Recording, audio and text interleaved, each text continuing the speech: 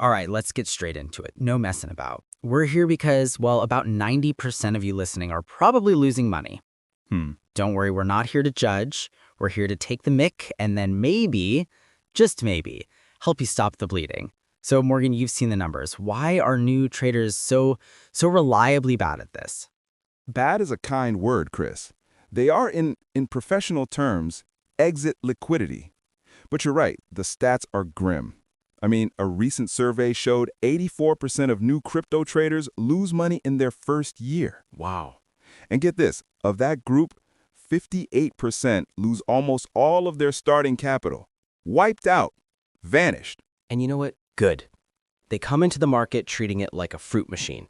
They see a Bitcoin headline, get a tip from some kid in a Telegram group about a coin named after a dog, and suddenly they've chucked their entire month's rent on it. Yeah. No plan, just vibes. And the number one mistake, drum roll please, FOMO. Pure, uncut, grade A fear of missing out. It's all emotion.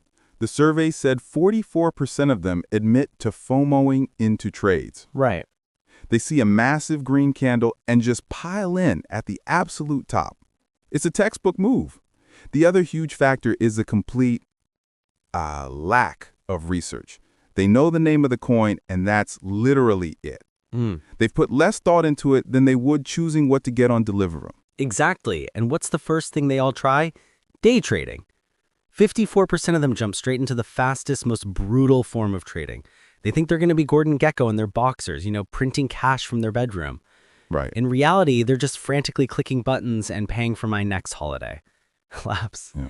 It's a psychological death spiral. They make one bad trade, it goes against them. Okay. So what do? They revenge trade. Go twice as hard on something even riskier to win it all back. That isn't a trading strategy. That's just a gambling addiction with extra steps. So we've established they're all a bit of a disaster. This is where you separate the punters from the players, the degens from the pros. Okay. And this is where a structured approach like the CMT actually comes in. Now, Morgan, you're a CFA man, Mr. Fundamentals. That's right. I actually look at what a project does, its balance sheet, its real-world use case, its value. I don't just get my crayons out and draw lines on a chart. And there it is, the classic debate. While you're buried in a 200-page white paper trying to calculate the intrinsic value of a JPEG, the chart has already told me the price is about to fall off a cliff. Right. I'm already out of the trade, pint in hand, while you're still on the executive summary. My crayons, as you so kindly put it, are the footprints of money. The CMT just teaches you how to read them. All right, relax. To be fair, there's a role for both. Fundamental analysis, the CFA way, tells you what to buy. Right. Technical analysis, your CMT way, tells you when to buy and sell. My main issue is with people who only look at your magic lines without having a clue what the underlying asset even is. But that's the entire point of the CMT. It's not magic. It's a methodology. It's a repeatable system that gives you an edge. Think of level 1 as just learning the alphabet of the market. Okay. What's a trend? What's a support level? It's the basic grammar that stops you from buying the peak and selling the bottom. Okay, so level 1 stops you from being a complete muppet.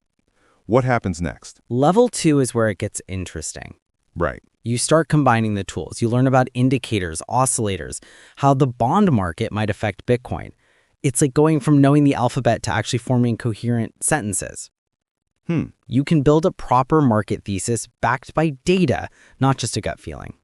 And level 3, don't tell me that's where you learn to summon the crypto gods. Close. Level 3 is where it all comes together. It's where you take everything you've learned and forge it into a complete personal trading system.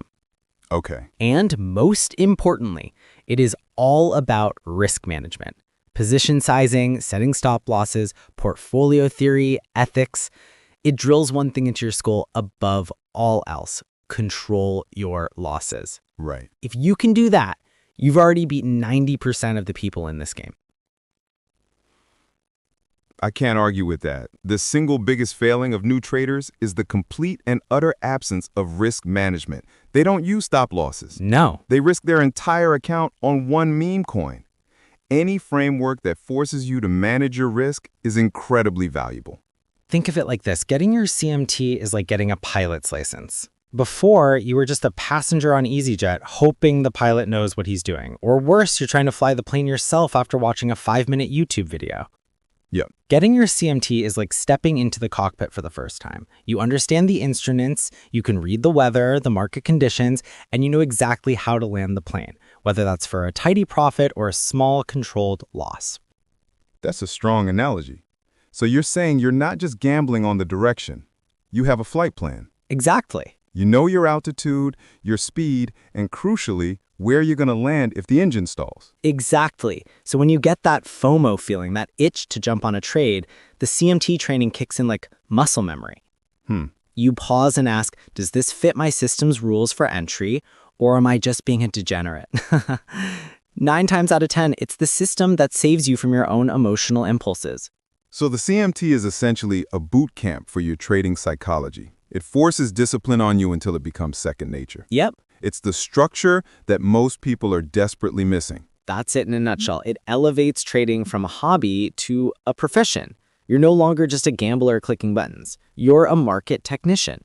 Right. It gives you a legitimate professional edge. And let's be honest, it doesn't look bad on the old CV, does it? All right. You've made a solid case for your squiggly lines. But I still maintain you need to know if the asset you're charting is a revolutionary protocol or a complete rug pull waiting to happen. Well, yeah. Don't you? Of course. And that's why we're a dream team, mate. A match made in financial heaven. So for everyone listening, if you're sick of being the market's piggy bank, maybe it's time to stop gambling and start learning a system. Please. Whether that's the CMT path or just building and sticking to your own disciplined set of rules. Stop donating your money to me. At least make me work for it. And on that note, we've got a chat group. The link's down below. Hop in, have a laugh with us, and ask us anything. We'll be in there ready to critique your latest trades. Gently, of course. Now, here's a question we'd like you to think about. What is the single biggest emotional mistake you've made in the last month? And what one simple rule could you have implemented that would have prevented it? Don't just think about it, write it down. Yep. Stick it on your monitor, and for God's sake, actually follow it. We'll see you in the chat.